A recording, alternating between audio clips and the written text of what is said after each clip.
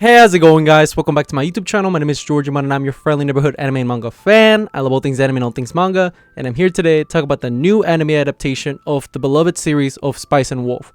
So the first episode of the new series just came out today, and I'm here to pretty much discuss it and review it and give you guys my overall thoughts on the series up to this point in the first episode.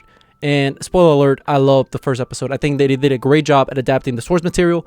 I myself am not a light novel reader, but I do know what happens in the light novel. And I've seen like comparisons between the original anime and the light novel. And I think that this, first episode really did a good job at adapting the source material. But yeah, overall, I think it's great. And now before I go any farther with this episode review, I just want to give you guys a quick reminder to make sure to subscribe to my YouTube channel so you guys can be up to date with all my Spice and Wolf, as well as all my anime and manga content that I'll be providing in this channel. It really helps out a lot, and I would really appreciate it if you guys could subscribe to my YouTube channel. So if you guys could, please subscribe to my YouTube channel. Now, with all that out of the way, let's get into this week's episode. So this week's episode starts off in pretty much in a familiar way, but also a little bit different, because we started off with some narration between Holo and another person that I won't spoil who it is. But they talk about, let's talk about this story, this journey. And this journey starts off pretty much where the original anime starts off, where you see a traveler merchant named Kraft Lawrence. Yes, Kraft as in like singles Kraft, like the cheese. I know. But anyway, you see him. He's about to go to this like town, and we see that there's gonna be like this festival thing, and he's there to meet up with a guy. I believe his name is Yuri or something like that, and it's an old like merchant friend of his, and pretty much he's gonna go there to meet up with him, and he's looking for him throughout the entire time. And while he has that, he also has like a bunch of furs that he's there to like pretty much sell off, I believe, because he's a merchant after all. And alongside that, he has like some wheat that he has as well from another town. And we see pretty much that what happens is that he eventually goes to the town. He sees like his friend. He's partaking in this like festival activity thing where you gotta like, you gotta cut the weed, and whoever has the longest weed or something along those lines. The point is that he loses the little festival game, and he has to be trapped within a week and like confined in this thing, similar to the story of Holo, I guess, the wise wolf. And it's throughout that time that we see pretty much that he is going where we see that pretty much he's about to just involve himself with the city in the rest of the festival, where we see that he meets up with one of the people, the financiers or whatever, the people that deal the money, and they talk about how the currency has changed. Like they actually accept like silver coins now. Like their economy is much different than last time he went there. And as all that is happening, we see that pretty much Lawrence eventually, he's like, okay, as this festival is about to begin, he see all these people like dancing together. Lawrence is by himself, in the middle of nowhere with his horse, and they're just like chilling. And while that's happening, we see that he eventually hears like a ruckus in his cargo, like in the back of his what do they call, cart or whatever. And we see that pretty much throughout it all, he starts thinking like, what is this? Like what is this noise? So he opens it, and he sees like some rumbling, like somebody's behind, and he thinks it's like somebody that sneaked into his cargo just to like sleep, like a homeless person or something.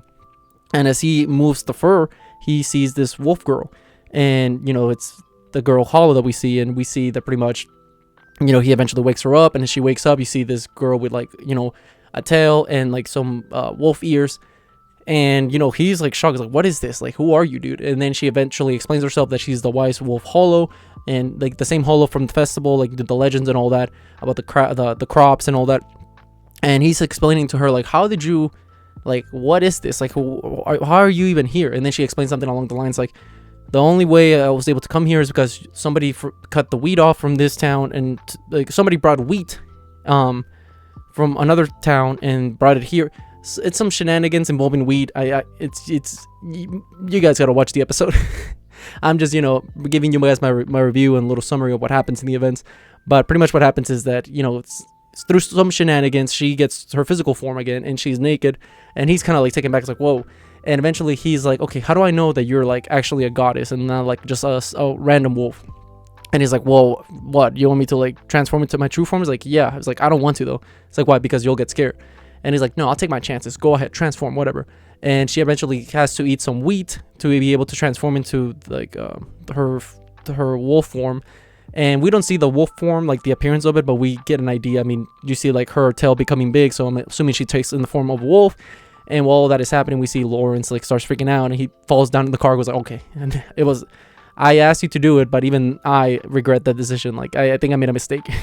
And while that's happening, we see pretty much that they eventually come to an agreement. Was like, hey, listen, I'm the wise wolf Holo, and I can like give you a bunch of fortune, and I can help you out. And then Kraft, he's like, Lawrence, he's like, well, I'm gonna turn you to the church. Maybe like they'll know what you want. It's like, no, I don't want to do anything with them. Whatever, leave me alone. So as Lawrence is like, he makes her transform, and eventually he kind of regrets it because he's like, man, like, she kind of dipped. Like, I don't know where she even went. And he goes back to the town to eventually hang out with his friend Yurei. And you see them eating, and eventually they start drinking and whatnot.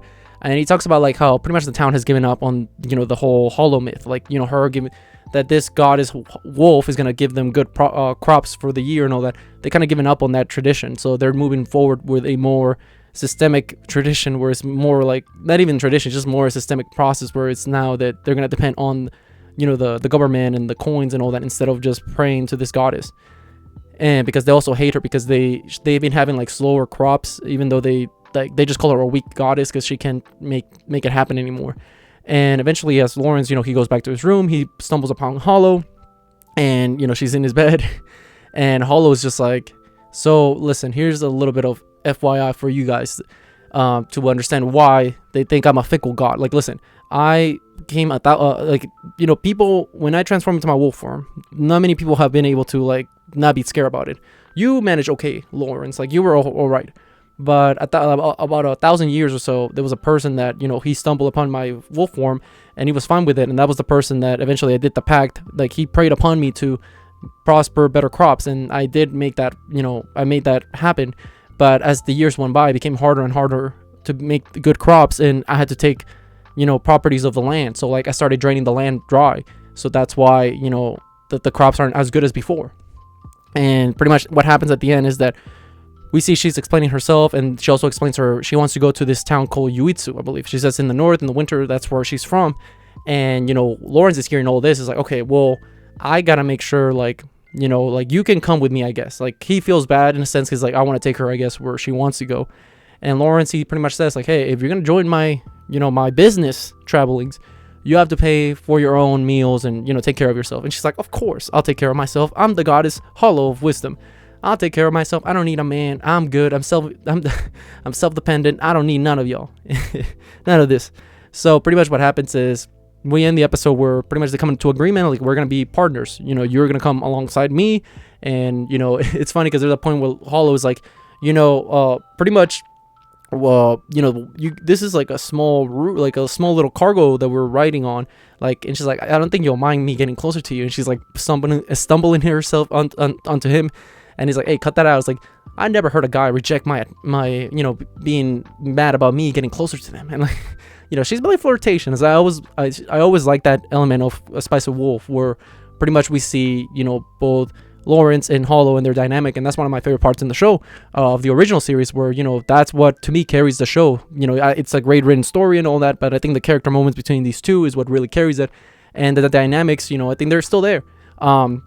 Also, on a side note, the voice actor of Lawrence, he's the voice actor of Lelouch Britannia, which also happens to be my favorite character in all fiction. So it's great hearing him again, through Lawrence. But yeah, that's the episode pretty much plays out exactly almost. There were some differences. Like, for example, Yuri in the original, he does not even show up at all instead of his daughter. And it's like a whole filler thing. But I think it was well done in the anime, in the original anime, and I think it's well done here in the sense that she's not in here, like, this, the daughter of his.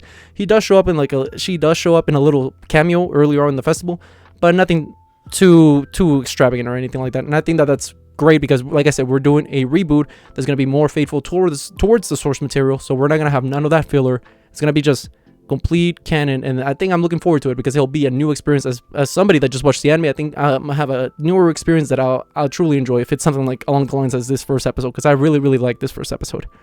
But with all that being said, what did you guys think about this week's episode? Did you guys love it? Did you guys hate it? Did you guys thought it was alright? Whatever you guys thought, let me know in the comment section down below. Also, thank you so much for sticking all the way to the end of the video. I really appreciate it. And don't forget to like, comment, subscribe to my YouTube channel for more Spice and Wolf, as well as more anime and manga content in the near future. But yeah, with all that being said, I hope you have a great rest of your day. Bye bye.